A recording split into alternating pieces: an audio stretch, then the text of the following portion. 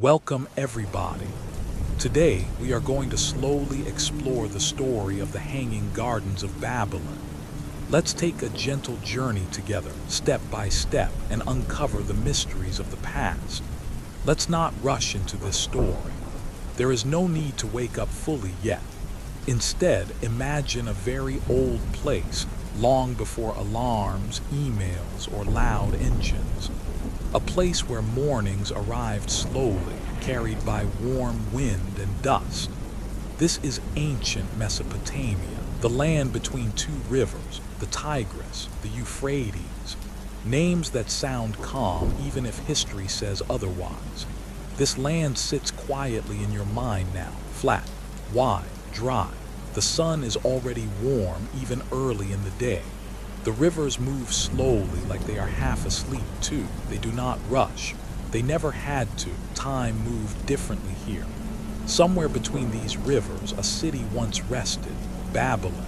Not the Babylon of movies or dramatic history books. Not the loud, golden, action-filled place.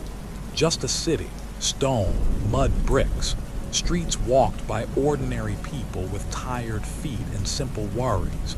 A city that breathed, lived, and slowly faded. Babylon did not know it would become famous. Cities never do. If you were standing here thousands of years ago, you might not even be impressed. The buildings were brown. The air was dusty. Animals wandered through streets. People complained about heat, work, and taxes. Very normal problems. History only looks exciting when it is already over. And above all this ordinary life, there was a question, a soft one. Did the Hanging Gardens exist? Not a loud question, not an argument, just a gentle mystery passed from one storyteller to another like a whisper that never fully disappeared. Some say the gardens were real, others say they were imagined. Some say they stood tall and green, others say they never stood at all. For now, we don't need an answer. We only need the question. Picture Babylon under a hazy sky. The sun is not sharp, just warm. The wind moves dust along the ground. Somewhere in the city, water flows through canals, slow and steady. You hear it before you see it. Water was life here. Without it, nothing survived. With it, even deserts could pretend to be gentle. People believed rivers were gifts from the gods. Honestly, that makes sense. If your whole life depends on water showing up at the right time, you might start thanking invisible beings too. Now imagine someone telling a story. Maybe a traveler, maybe a poet, maybe someone who just liked making things sound better than they were. They speak of gardens rising above the city, green plants, cool shade, flowing water lifted high into the air, hanging gardens. Even the name sounds tired, like it wants to rest. Were they hanging from terraces, from walls, from imagination? No one agrees, and that's okay. This story is not here to solve anything quickly. Fast answers belong to loud videos and short attention spans. This one is different. This is a slow story. Babylon itself was built slowly, brick by brick, generation by generation. Kings came and went. Names were carved, erased, and forgotten. Power rose, power fell, but the land stayed. Dust remembers longer than people do. The idea of the gardens may have grown the same way, slowly, quietly. One person says something beautiful, another repeats it. A third adds detail. Before long, a wonder is born, not from stone, but from memory. And memory is strange. It keeps some things forever and loses others immediately. Entire cities vanish, yet stories survive. Names fade, but legends stay awake. Sometimes the story becomes more real than the thing itself. The Hanging Gardens are perfect for this kind of memory. No ruins point clearly to them. No sign says, yes, they were right here. Archaeologists search, historians argue, books are written, still the gardens remain just out of reach. like a dream you almost remember after waking up. Babylon had walls, temples, palaces. Those are easier to imagine. They follow rules. Gardens in the sky do not. They feel softer, less serious.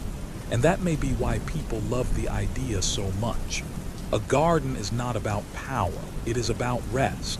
Shade in the heat, green in the dust, water where it should not be. Maybe the idea of the gardens mattered more than whether they truly stood there.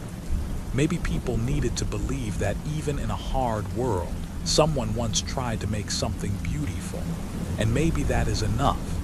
As this story begins, we are not here to prove anything. We are here to wander, to move slowly through forgotten streets, to listen to the wind brushing against ruins that no longer rise. This is not a story of battles or heroes. Those stories shout. This one whispers. Babylon today is mostly quiet. The rivers still flow, though they have changed. The land still feels the sun, but the voices are gone. The footsteps faded long ago. Only questions remain, resting gently in the dust. And that is how great wonders often end. Not with fire, not with noise, but with silence. Many of the greatest things humans ever built left behind no trace at all. Wood rots, bricks crumble, gardens return to earth. Even stone eventually gives up. Time is patient, it always wins. So when someone tells you about the hanging gardens, you don't have to decide if they were real. You can simply let the idea exist, floating somewhere between truth and imagination, between history and bedtime story. That space is comfortable. As we move forward, we will walk deeper into Babylon's world, into its streets, its laws, its kings, and its daily life. But for now, we rest here, at the edge of the mystery, not awake, not asleep, just listening. The rivers keep flowing, the dust keeps settling, and the gardens, real or not, remain quietly hanging in the mind. By now, Babylon is already quiet in your mind. The dust has settled. The sun feels softer. So let us listen to how the ancient world talked about the hanging gardens. Not loudly, not clearly, but gently, like people describing a dream they half remember. Most of what we know does not come from Babylon itself. That is already strange. The people who supposedly built the gardens did not leave a clear description behind. No stone tablet proudly saying, "Yes, we did this amazing thing." Instead, the story comes to us through outsiders, Greek writers, travelers, historians who never fully agreed with each other, which is perfect for a bedtime story. These writers imagine the gardens rising above the city, not flat like normal gardens, but stacked, terrace on top of terrace, like steps made of green, like hills built by human hands. The idea alone feels calm, orderly, balanced. Each level was said to hold soil deep enough for trees, not flowers only. Real trees, tall ones, heavy ones, the kind that should not be floating above rooftops. And yet in these descriptions they were. Roots stretching down into stone, branches reaching out into warm air, leaves moving gently in the wind, casting shade below. A strange mix of nature and architecture. Earth lifted into the sky. The writers described vines hanging down from high walls, not falling quickly but slowly, as if gravity itself was relaxed here. The gardens were not wild. They were controlled, carefully arranged, a peaceful contradiction. And then there was the water, always the water. Babylon did not get much rain. Everyone knew that. The land was dry. The sun was strong. Water had to be managed, guided, convinced to go where humans wanted it. So when ancient writers spoke of water flowing upward, people listened. They imagined water lifted from the river below, rising through hidden systems, pipes, screws, pumps turned by human or animal power. No one was exactly sure. Some said it was simple, others said it was genius. Most just agreed it sounded impressive. Water moving against gravity feels magical, even today. Back then, it must have felt almost divine. Streams were said to flow across each terrace, small channels carrying cool water across warm stone. The sound alone would have changed the entire city. Flowing water has a way of slowing thoughts. Even busy minds stop to listen. Greek historians wrote about this with admiration. Some sounded confident, others sounded unsure. A few clearly exaggerated. That was common. A good story was sometimes more important than accuracy. One writer said the gardens were built by a king for his wife. She missed green hills from her homeland. He tried to recreate them, stone by stone, plant by plant. It is a romantic idea, possibly true, possibly inventive, still comforting either way. Another writer focused less on love and more on size. Bigger, taller, more impressive. Humans have always done that. If one story says 10 meters, the next says 20. Numbers grow when stories travel, and that is where things begin to blur. No two descriptions fully agree. Some say the gardens were square, others say they were rectangular. Some say 4 terraces, others say more. Some describe thick stone columns, others talk about arches. One claims the whole thing looked like a green mountain in the middle of the city. They cannot all be right, but they could all be trying to describe the same feeling. When stories are repeated over centuries, details shift. One word changes, one image becomes clearer, another fades. The gardens start to feel less like a physical place and more like an idea that people reshaped each time they spoke of it, almost like a shared dream. The Greek writers never saw the gardens with modern eyes. They saw them through expectation, through wonder, through the desire to believe that ancient kings were capable of incredible things. And maybe they were, or maybe the writers wanted them to be. It is worth remembering that travelers often want good stories to bring home. "You won't believe what I saw" has always been a powerful sentence. The hanging gardens fit perfectly into that kind of storytelling. A garden above the ground, water flowing upward, trees where trees should not be. Even if someone doubted it, they probably still enjoyed repeating it. Some descriptions focus on how cool the gardens felt. Shade everywhere, thick leaves blocking the sun. A place where the heat softened, where air moved gently. That detail feels human, very believable. Who would not want that in Babylon? Others talk about the engineering, the effort, the labor. Thousands of workers lifting stone and soil, maintaining water flow every day. This makes the gardens feel heavy, real, difficult.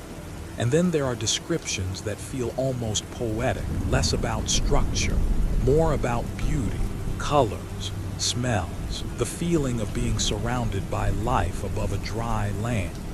Those feel less like history and more like memory, as if the gardens lived more in words than in soil. That does not make them unimportant. In fact, it might make them more powerful. A story that survives without physical proof has a strange strength. It refuses to disappear. It adapts. It waits patiently. Even today, people argue about these descriptions. They compare texts. They measure distances. They try to line up ancient words with modern ruins. And still, nothing fits perfectly, which feels right somehow. If the hanging gardens were meant to be a place of rest, then maybe they were never meant to be pinned down. Maybe they were always supposed to float slightly out of reach, just high enough that you could see them, just far enough that you could never touch them. As you listen to these ancient descriptions, you do not need to judge them. You can let them pass slowly, like clouds. One says this, another says that. Neither demands belief. They simply exist. And in that quiet space between agreement and doubt, the gardens continue to grow. Not in Babylon, not in stone, but in the imagination. Water still flows, trees still rise, terraces still stack calmly into the sky. The ancient world described them and then fell silent. The words remained. Now the story becomes quieter, not bigger, not louder, just more personal. We step inside the palace walls of Babylon. Thick stone, high ceilings, cool shade even in the heat. This is where King Nebuchadnezzar II lived. A powerful name, heavy, serious. The kind of name carved into history books. But tonight we are not here for his wars or his titles or his monuments. We are here for boredom and maybe love. Nebuchadnezzar ruled Babylon at its height. The city was rich, strong, well defended. He had everything a king was supposed to want: gold, power, control, respect. And yet even kings get tired of stone walls, especially when the days are long. The palace was impressive but also predictable. Same halls, same routines, same advisors repeating the same careful words. Royal life was not exciting every day. Sometimes it was just quiet, stretched out time. And then there was the queen. According to the most popular story, Nebuchadnezzar's wife came from a green land. Hills, trees, rain, a place where the ground did not crack under the sun, a place where plants grew without effort. Babylon was not that place. Here everything green had to be fought for. Water dragged from rivers, canals maintained, gardens protected. Nature was not gentle here. It had to be managed. The story says the queen missed her homeland, missed the color, missed the feeling of hills rising instead of walls, missed cool shade that came naturally, not by design. That kind of homesickness does not shout. It sits quietly. She lived in a palace surrounded by luxury, yet still felt far away from home. That happens more often than people admit. Comfort does not always replace belonging. Nebuchadnezzar noticed, or at least the story says he did. The idea follows that the king wanted to give her something familiar, something calming, not a new crown, not another jewel, but a piece of home. A green reminder that life could be soft even here. So the gardens were imagined as a gift, not a display of power, not a threat to enemies, just comfort. That alone makes this version of the story popular. Humans like believing that even powerful rulers did gentle things sometimes. It makes history easier to fall asleep to. The gardens in this version rise from the palace itself, terraces climbing upward, each level planted carefully, trees placed where they would feel natural, vines allowed to spill over edges, water guided quietly through hidden systems, not rushed, not loud, just steady. If this story is true, then the gardens were built slowly, with care, workers shaping stone, gardeners choosing plants, engineers figuring out how to lift water without breaking the calm of the place. It would have taken years, maybe decades. Love stories often ignore that part, but real effort is slow. The palace itself would have changed. Instead of endless stone, there would be shade. Instead of dry air, cool moisture. Instead of silence, the sound of water moving gently across terraces. Royal boredom might have softened there. Imagine the queen walking through the gardens early in the morning. No crowd, no ceremony, just her steps and the sound of leaves. A small escape inside a powerful city. That image feels peaceful, but the story raises a quiet question. Would love alone create a world wonder? It sounds beautiful, but history rarely works that neatly. Kings built things for many reasons: power, legacy, fear, control. Love might have been part of it, or it might have been added later to soften the story. It is possible that the gardens, if they existed, were symbols of wealth and skill more than affection, a way to show Babylon's dominance over nature itself. We can make trees grow anywhere, the city seemed to say. Love stories are often added afterward. They help people remember. Still, the idea refuses to go away because it feels right for a bedtime story. The silence behind palace walls was real. Even surrounded by people, rulers were often alone. Decisions isolated them. Power separated them. Love, if it existed, had to survive inside those quiet spaces. The gardens then become more than plants and stone. They become a pause, a breath, a softer corner in a hard world. And even if the story is not true, it tells us something about how people wanted to see the past. They wanted tenderness hidden inside power. They wanted to believe that beauty could come from care, not just command. There is also the question of proof. No Babylonian records clearly say Nebuchadnezzar built the gardens. That absence matters. He loved recording his achievements.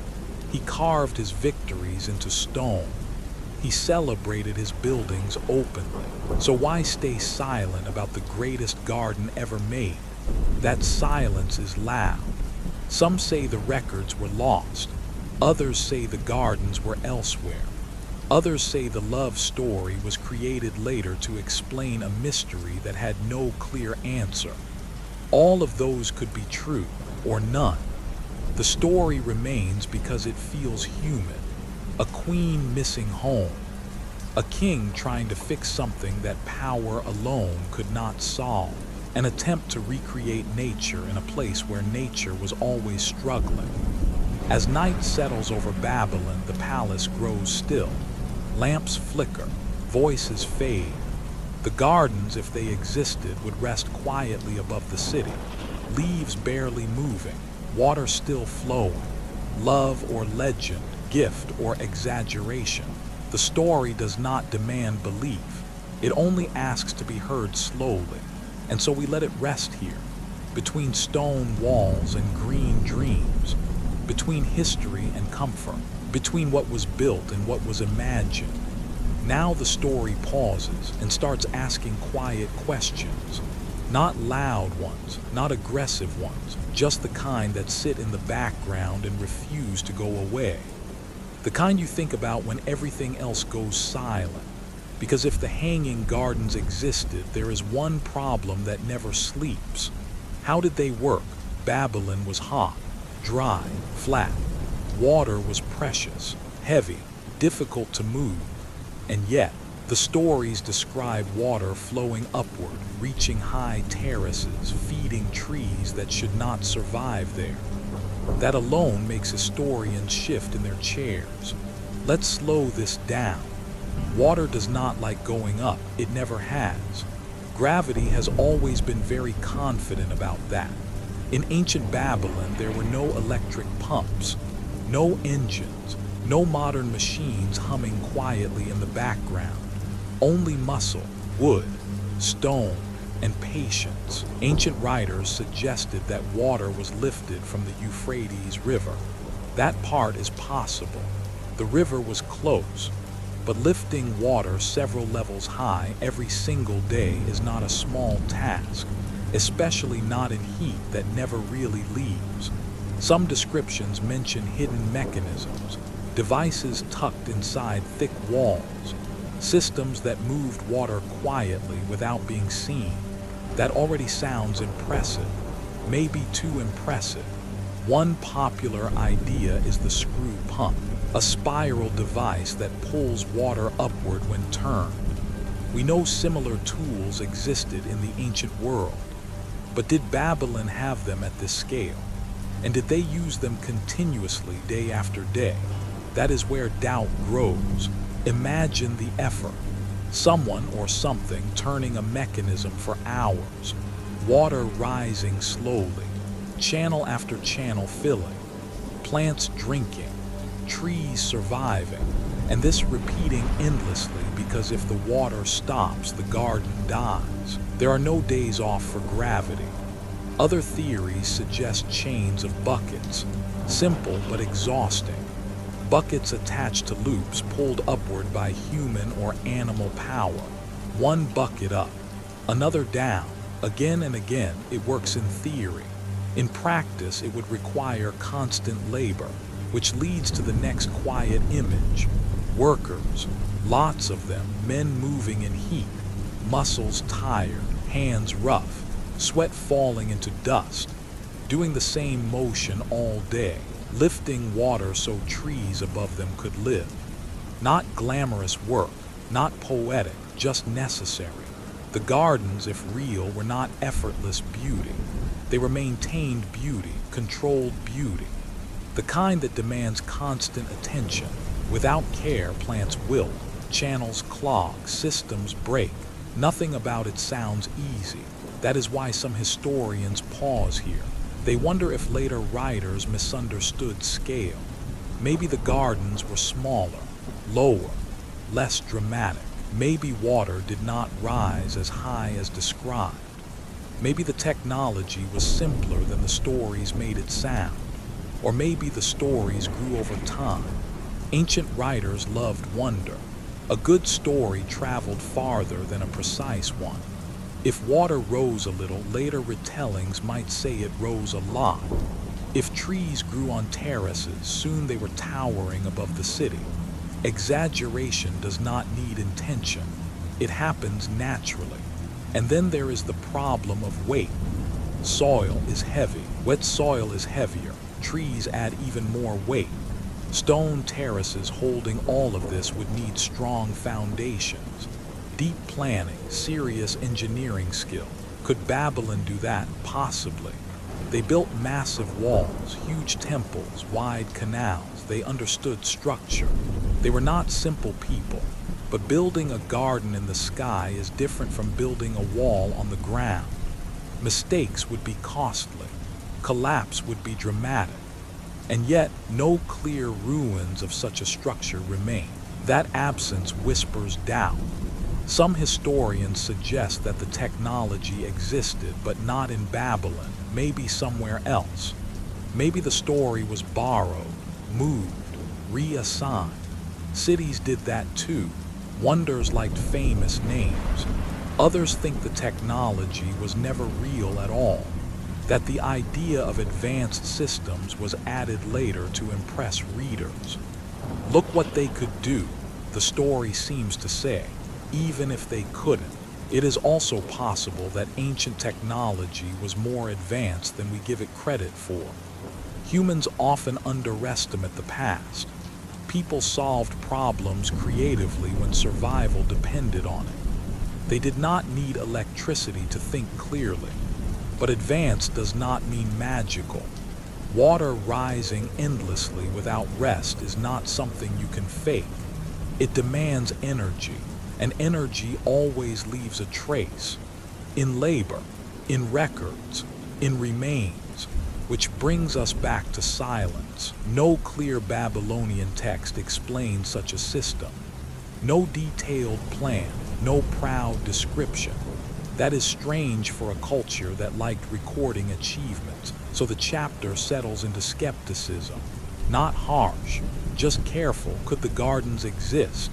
Maybe. Could the technology work? Possibly. Was it exactly as described? That feels less certain. The calm truth might sit somewhere in the middle. A garden, yes. Elevated, perhaps. Water managed cleverly, but not quite the impossible mountain of green later writers imagined. Stories tend to stretch toward wonder, especially when distance grows. As time passed, Babylon faded. The technology disappeared. The people vanished, but the story stayed. And without physical proof, imagination stepped in to fill gaps. That is not failure, that is human nature. So when we picture ancient workers lifting water in the heat, we should do so gently, not as proof, not as fantasy, just as a possibility that once existed in someone's mind, strong enough to survive centuries. The engineering becomes less about machines and more about belief. Belief that humans once controlled nature in beautiful ways. Belief that the past was capable of quiet miracles. As night settles again, the machines fall silent. The workers rest. The water, imagined or real, stops rising in our thoughts. The question remains: did ancient engineering truly defy gravity? Or did gravity always win, slowly reshaping the story? We do not rush to answer. We let the mystery sit, heavy as stone, soft as flowing water. By now the story feels very quiet. The excitement has faded. The questions have softened, and what remains is silence.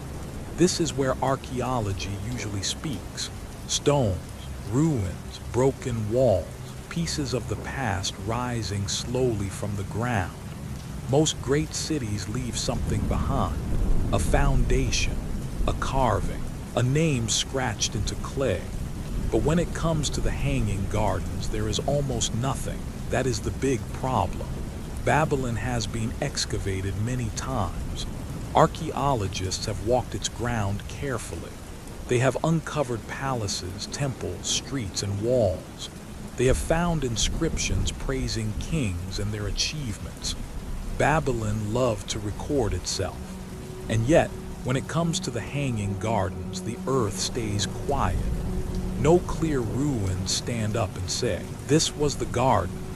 No collapsed terraces heavy with ancient soil. No channels clearly built to lift water skyward.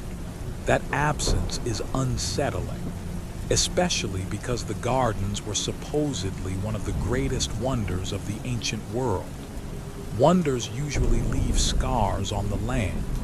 This one left almost none. Even more strange is the silence in Babylonian writing. Kings recorded victories, buildings, dedications, and prayers. Nebuchadnezzar wrote proudly about walls and temples. He named them, he described them, he claimed them, but the gardens are not clearly there. No tablet confidently announces their creation. No inscription praises their beauty. No royal message celebrates the effort it took to keep them alive. That silence feels intentional, or at least important. Historians pause here. They slow down just like we are doing now. They ask careful questions. Could something so large simply vanish without trace? Could centuries of erosion erase everything? Or is the silence telling us something else? One possibility is that the gardens were destroyed completely. Floods, war, time. Mud brick does not last forever. Soil washes away. Wood rots. Even stone breaks down eventually. Babylon suffered many disasters. The rivers changed course. The city was damaged, abandoned, rebuilt, and damaged again. Layers of history piled up. It is possible the gardens were swallowed by time. But even then, something should remain. A foundation, a pattern, a clue. Archaeology is patient. It often finds at least a shadow. Here there is almost none. That leads to another quiet idea. What if the Hanging Gardens were never in Babylon? This thought unsettles the story, but it also explains a lot. Some scholars suggest the gardens belong to another city, maybe Nineveh, another powerful place, another river, another king. Stories move easily. Locations shift. Names stick to the most famous city available. Babylon had the right reputation: grand, ancient, legendary. If you were going to attach a wonder to a place, Babylon made sense. Over time, the story may have drifted. Writers copied each other. Assumptions hardened. And soon the gardens belonged to Babylon, whether they truly did or not. This would explain the missing ruins, and the missing records, and the awkward silence. It would also explain why descriptions never fully agreed. They were describing something real, but not in the right place. The soil did not match the story because the story had wandered. Another possibility is simpler. The gardens never existed at all, not as a physical place. They may have lived only in words, built from imagination, repetition, and the human love of wonder. A story strong enough to be believed without proof. A shared image passed from voice to voice. That does not make the story useless. It makes it powerful in a different way. Humans have always created beauty through storytelling.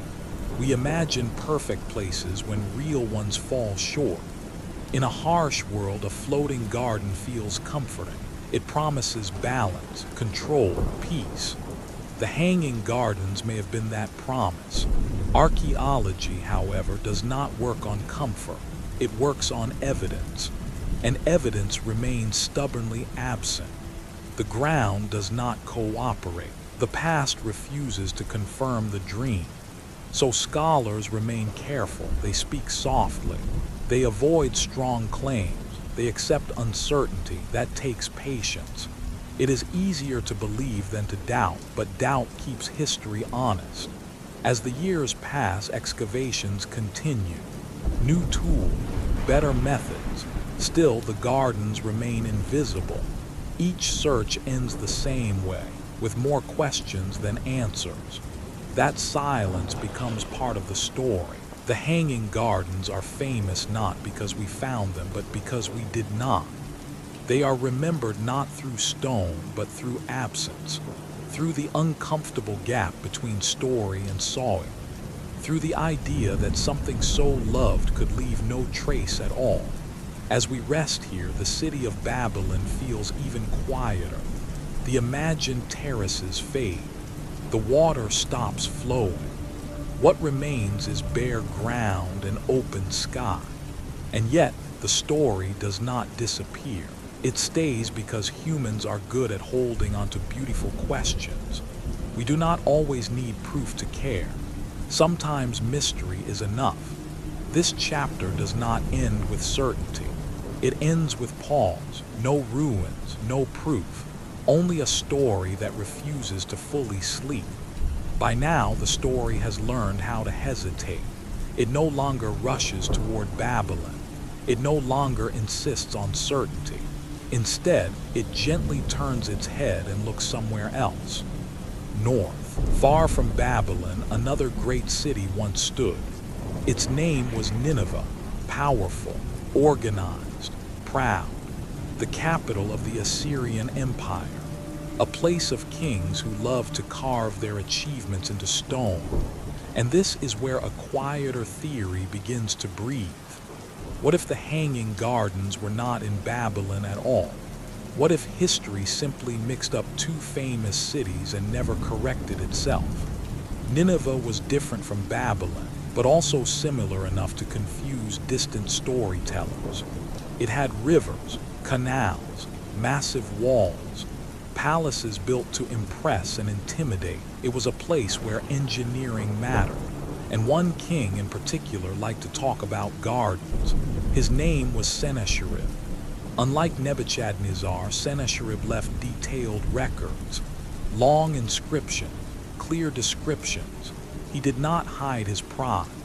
He wrote about his buildings, his victories, and very importantly, his water systems. That detail matters. Sennacherib described creating lush gardens filled with trees and plants from distant lands. He talked about water being brought across long distances, guided through canals, lifted and controlled with skill. He even described using advanced technology to move water upward. That should sound familiar.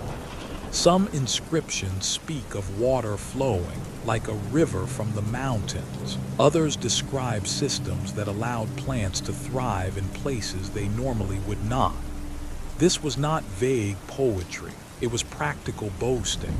And unlike Babylon's silence, Nineveh speaks. Archaeologists have found remains of Assyrian canals, long ones, carefully built, designed to carry water across difficult terrain, some still visible today. Stone channels, aqueducts, proof that Assyrian engineers were serious about water. This begins to feel less like a dream and more like a plan. Sennacherib even described his palace gardens as a wonder for all peoples. That phrase lingers. Wonders were rare. Kings did not use that word lightly. He wanted his work remembered, and it was, but maybe not correctly. As centuries passed, stories traveled south, names shifted, empires fell. Babylon remained famous longer than Nineveh. When Greek writers spoke of a great eastern city, Babylon came easily to mind. Nineveh faded earlier. Its ruins were buried. Its name softened into legend. It became easier to forget. So when travelers heard about incredible gardens with advanced water systems, they may have attached the story to the wrong city. Not out of malice, just habit. Babylon was the star. Nineveh was the shadow. Slowly, two cities became one legend. This theory also solves many problems. It explains why Babylon has no clear ruins of the gardens. It explains why Nebuchadnezzar left no proud inscription. It explains why descriptions of engineering sound more Assyrian than Babylonian. Nineveh had hills nearby. Babylon did not. Lifting water is easier when the land already rises. Assyrian canals took advantage of natural slopes. Babylon sat flatter, making such systems harder. The geography matters. It also explains why ancient descriptions feel slightly off when placed in Babylon. They fit better elsewhere, like a story told in the wrong room. When historians compare Babylon and Nineveh calmly, without loyalty to tradition, Nineveh starts to look like a stronger candidate. Not perfect, but stronger. Of course, this theory is not loud. It does not get as much attention. People like Babylon, it feels more familiar, more dramatic, more central. Changing the location feels like rewriting a bedtime story you have known your whole life. Some resist that. Comfort matters, but history is not here to comfort. It is here to whisper possibilities. Still, even Nineveh does not give us certainty. The gardens described there were impressive, but were they the hanging gardens of legend? Were they tall enough, beautiful enough, famous enough? We do not know. The Greek writers never clearly mentioned Nineveh. That matters too. Their silence complicates the theory. It suggests confusion was already present early on, or that information traveled poorly. Ancient communication was slow. Stories crossed borders imperfectly. Details were lost, names blurred. Over time, the most famous city collected the most famous stories. That is how legends grow. So in this chapter, the gardens begin to drift, no longer tied firmly to Babylon, floating between cities, between rivers, between memories. They become less of a place and more of a concept. A symbol of ancient humans trying to bring life into hard landscapes, of kings shaping water and stone to impress the world. Whether in Babylon or Nineveh, the idea remains the same. Green against dust, water against heat, order against nature. As night settles again, the map grows quiet. City names soften, borders fade. What remains is a shared human desire to build something beautiful and lasting. And maybe that desire mattered more than the address. This chapter does not relocate the gardens completely. It only loosens their roots. It allows them to exist somewhere else without forcing a decision. History, after all, is often unsure, and that uncertainty is gentle. The hanging gardens rest now between Babylon and Nineveh, between tradition and evidence, between what we were told and what we can prove. They wait patiently, just like they always have. By now, the gardens are very quiet. They are no longer made of stone or soil. They are made of words. This chapter does not walk through ruins, it drifts through memory, through the way humans tell stories, forget parts of them, and slowly build something taller than reality ever was, because stories grow, and they do not always grow straight. In the ancient world, most stories were spoken, not written. A traveler would arrive somewhere new. People would gather. Someone would ask a question, and the story would begin. Not carefully, not precisely, just naturally. I saw something amazing, the traveler might say. That sentence alone already invites exaggeration, not always on purpose. Sometimes because memory wants to be interesting. Sometimes because silence feels uncomfortable. The hanging gardens fit perfectly into this kind of storytelling. They were distant, rare, difficult to verify. No one could easily say, that's not true, so the story was free to stretch. One generation told it, the next polished it, the next made it taller. A terrace became many terraces, a garden became a wonder, a clever water system became a miracle. This is not lying, it is drifting. Humans do not pass stories like stones, we pass them like breath. Each person adds something small, a detail, a feeling, a pause. Over time, those small changes stack up. Just like building, travelers also played a role. Long journeys were hard, dangerous, slow. When someone returned home safely, they wanted the trip to matter. The story had to be worth the risk, so places became grander, sights became stranger, wonders became unforgettable. A green garden in a dry land is already impressive. A green garden hanging in the air is unforgettable. Writers came later. They collected these stories. They compared notes. Sometimes they questioned. Sometimes they copied. Ancient writers often trusted earlier writers. If someone respected had written it, it felt safe to repeat. Mistakes spread this way too. One writer misplaces a city name. Another copies it. A third builds a theory around it. Soon the error feels ancient and authoritative. No one wants to be the one who says, maybe this is wrong, especially when the story is beautiful. The hanging gardens became popular because they were gentle. They were not about violence or fear. They were about shade, water, and life. In a harsh, ancient world that mattered.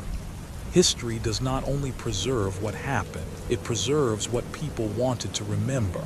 Accuracy often loses to beauty, not because people are careless, but because beauty lasts longer in the mind. A perfect measurement fades. A vivid image stays. That is why the gardens grew taller than buildings ever could. Each retelling added height, added color, added calm. Soon, the gardens were no longer just a structure. They were an idea, a promise that humans once created something peaceful, even in a powerful empire. Fragments became foundations, descriptions became facts, facts became legend, and legend does not need proof. Over time, the physical world changed. Cities fell, rivers shifted, names disappeared, but the story stayed awake. It traveled through books, classrooms, and quiet conversations. Even when scholars doubted it, they still repeated it. Doubt did not erase the image. It only made it more mysterious. The gardens became a symbol, not just of ancient engineering or royal love or lost cities, but of memory itself, of how humans build meaning out of incomplete pieces. We rarely remember things exactly as they were. We remember how they felt, and feeling is softer than fact. That softness is what lets stories survive. This is why history feels dreamlike when you step back. It is full of half-lit places, familiar shapes without sharp edges, events that feel real but slightly out of focus. The hanging gardens live comfortably there. They do not argue, they do not demand belief. They simply exist in the shared space of imagination. And maybe that is their true form. Not stone rising above Babylon, but story rising above time. As listeners, we are part of this process now. By hearing the story, we carry it forward, even if we doubt it, even if we question it. Memory does not require certainty, it only requires attention. So as this chapter settles, we allow the gardens to change again. They become quieter, less solid, more symbolic. They stop trying to prove themselves, they rest. History often prefers beauty over accuracy because beauty comforts. Accuracy can feel cold, unfinished, unsatisfying. Beauty smooths edges. It gives meaning where evidence cannot. That does not mean history is wrong. It means history is human, and humans dream even when awake. As the night deepens, the story stretches one last time. The gardens are no longer in Babylon or Nineveh. They are nowhere specific. They hang gently inside the mind, tall, green, impossible, not because they were real, but because they were remembered. And memory builds wonders that stone never could. Now we come back down from stories, down from terraces and legends, down to the ground, where feet touch dust every day. Whether the hanging gardens existed or not, Babylon was still a city full of ordinary people. Most of them never saw wonders. They woke up, worked, rested, and slept, just like people always have. The sun rose early in Babylon. It did not wait. Farmers felt it first. They walked out to fields near the river while the air was still cool. Water had to be guided carefully. Canals opened and closed. Mud stuck to feet. Hands pulled weeds. Backs bent low. Farming was slow work, repetitive, necessary. Food mattered more than legends. These farmers probably did not talk much about gardens in the sky. They talked about water levels, weather, and crops. They watched the river closely. Too little water meant hunger. Too much meant floods. Life balanced on small things. Inside the city, scribes sat quietly. They learned to write by copying symbols again and again. Clay tablets rested in their hands. Styluses pressed gently into soft surfaces. Writing was power, but the work itself was calm. Most of what they wrote was not exciting. Lists, numbers, receipts, names, records of grain and taxes, the everyday memory of the city, not wonders, not poetry. If the hanging gardens existed, scribes may have written about them, or maybe they didn't think they mattered. To them, a garden was just another task to record, or not worth recording at all. Builders were everywhere. Babylon was always under repair. Mud bricks cracked, walls needed fixing. New structures replaced old ones. Construction was endless. Stone was heavy. Brick was fragile. These workers lived close to the ground. They carried loads. They followed instructions. They rested in the shade when they could. Their world was measured in arm lengths and footsteps, not legends.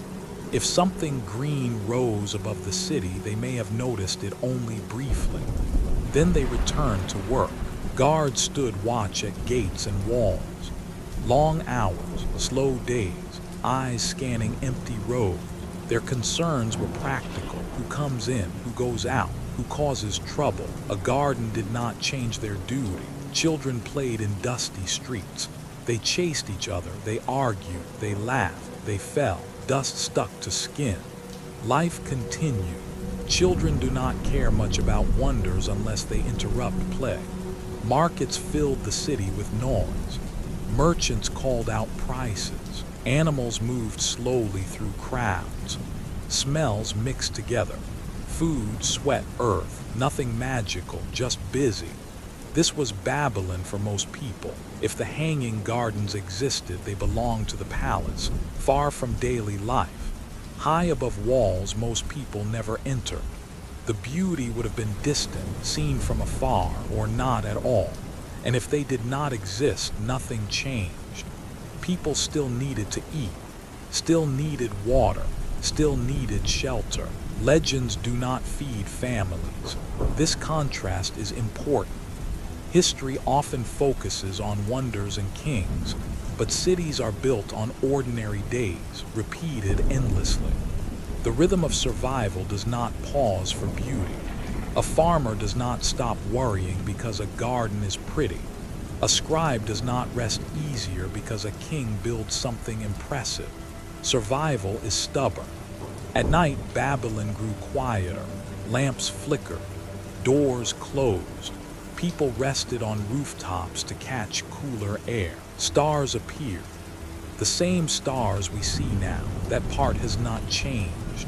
Someone might have looked up and imagined green shapes above the palace, or maybe they didn't. Maybe they were too tired. That tiredness matters. It reminds us that legends float above reality while life stays heavy and grounded. Stories travel far. People do not. The hanging gardens, real or not, existed far from the lives of most Babylonians. Their concerns were smaller and more urgent. Tomorrow's water, tomorrow's food, tomorrow's work. And yet those ordinary lives mattered more than any wonder. They kept the city alive. They filled its streets. They gave meaning to its walls. Without them, Babylon would have been empty stone. As this chapter settles, we sit with that contrast. Beauty above, survival below, legend overhead, dust underfoot. Both are part of history, but only one is constant. As the city sleeps, the imagined gardens fade into darkness. The streets remain. The river flows. Somewhere, someone wakes early again. Life continues quietly, slowly, without caring much about legends at all. At the end of this story, nothing rushes forward. There is no final answer, no dramatic reveal, no moment where everything suddenly makes sense.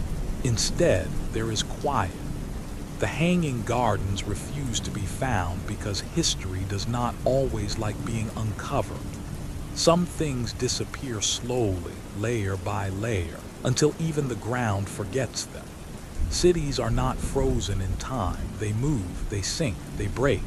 Babylon was no exception. Floods came first. The rivers that gave life to Mesopotamia also took it away. The Euphrates flooded again and again.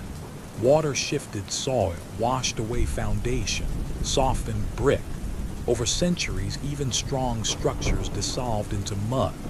Gardens would not survive that easily. Soil washes away faster than stone. Roots rot, channels collapse, water systems clog and vanish. What once felt permanent becomes flat ground again. Then came war. Babylon was conquered many times. Armies passed through. Walls fell, palaces burned. Destruction does not leave things neatly behind. It breaks them, scatters them, and mixes them into rubble. Gardens do not survive war well. They are not defended. They are not rebuilt quickly. They disappear without ceremony. And after war comes reuse. Ancient cities recycled themselves. Bricks from old buildings were taken to make new ones.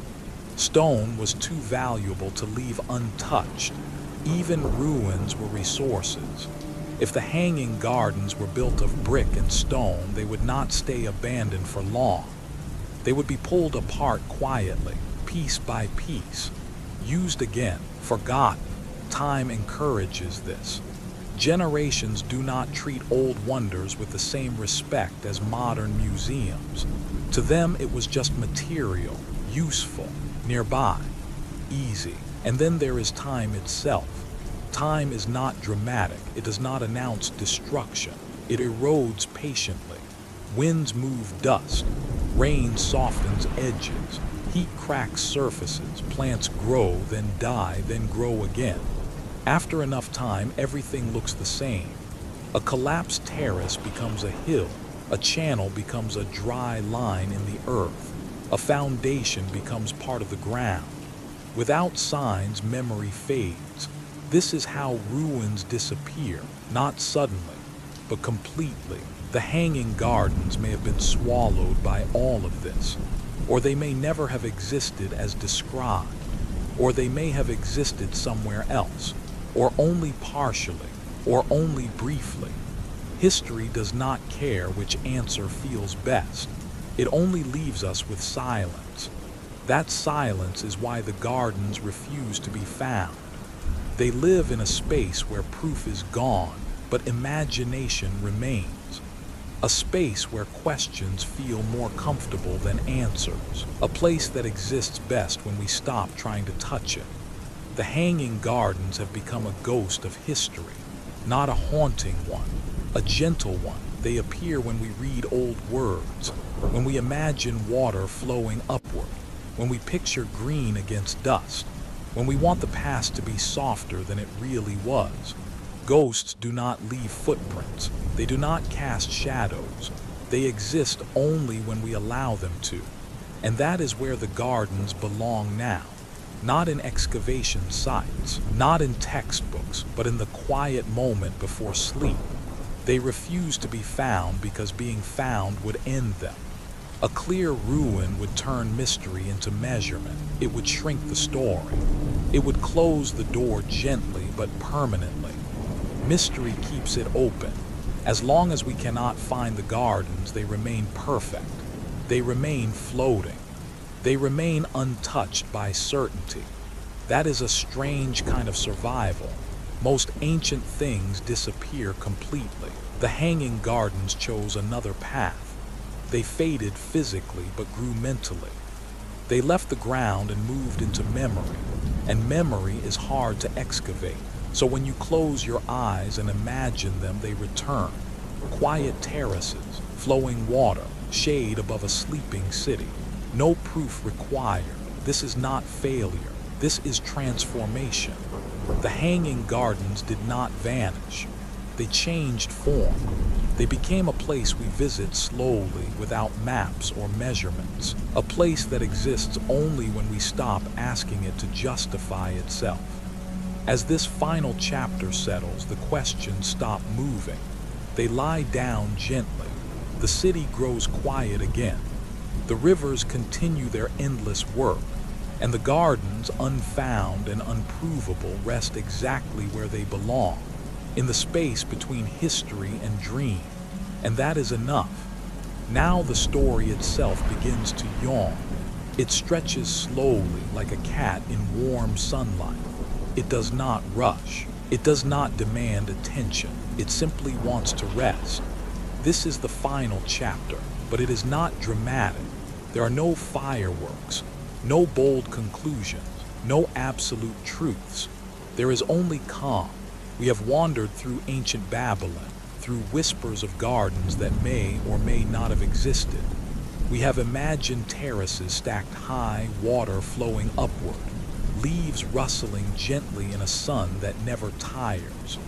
We have followed kings and queens, scribes and farmers, workers and children, all beneath the weight of legend.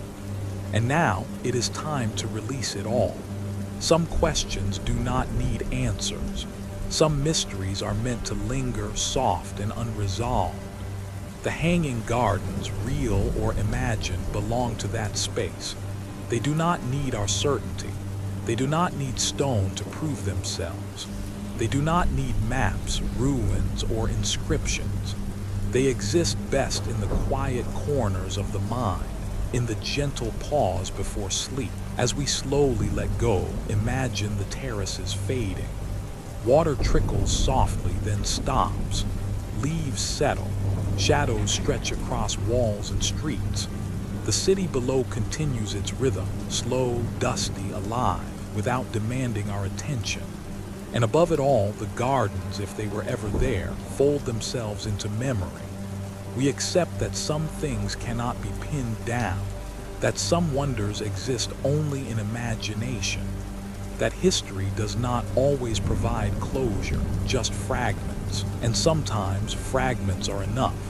It is peaceful, this acceptance.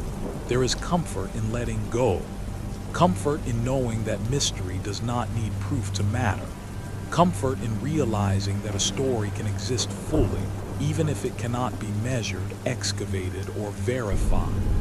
This chapter is not about sadness.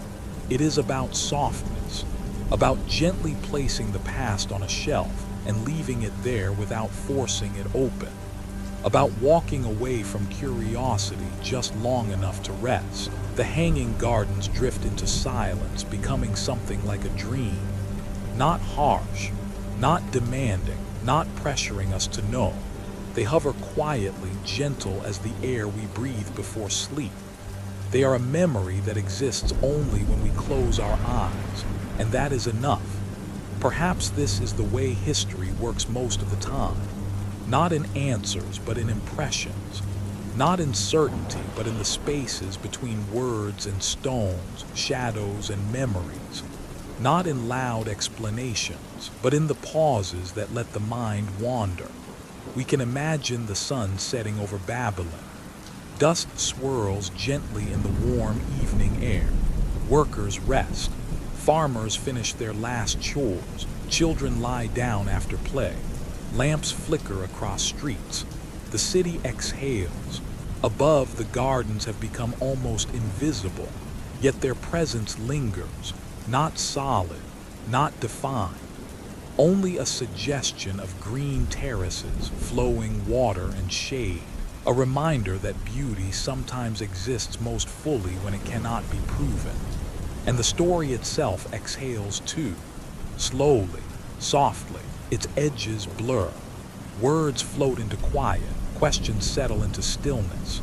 The listener, gently lulled, feels the pace slow. Heartbeats align with the rhythm of calm. Breathing softens. Mind quiets. The hanging gardens, whether real or imagined, fade into the same space we enter as we prepare for sleep. A space where certainty does not matter, where the mind can wander freely, where history and dream overlap, where questions do not demand answers, and that is enough. Mystery is sometimes more peaceful than truth. Some endings are better left unspoken. Some stories are meant to linger gently, like the final notes of a song, the last whisper of wind, the faintest ripple in a calm river. History, like sleep, does not always need an ending. Sometimes it only needs a soft pause. And so we pause, we close the chapter, we rest. The hanging gardens sleep now, not vanished, not conquered, not proven, simply resting like a dream that feels real but cannot be held. And so do we.